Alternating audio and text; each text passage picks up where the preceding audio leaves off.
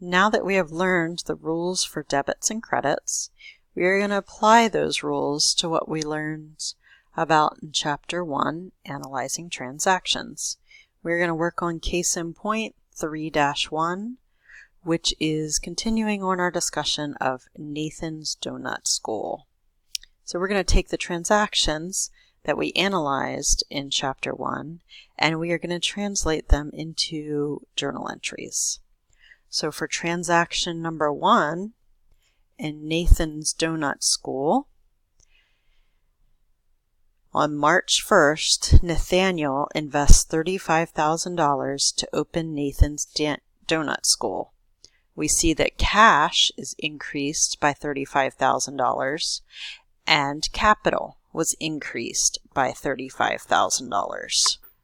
We are going to create a journal entry that says the same thing. So cash, we are going to enter on the left side of our journal entry, is going to be debited.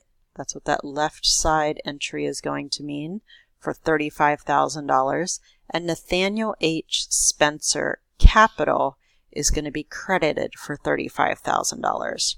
Remember from the rules we just learned that cash, an asset, is increased with a debit, and capital is increased with a credit.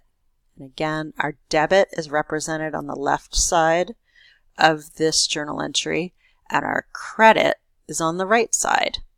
In addition to the accounts and the amounts associated with our journal entry, we are also going to have a date and a memo that describes that transaction. And remember, at the end of every journal entry, we want to make sure it balances. Our debits need to equal our credits.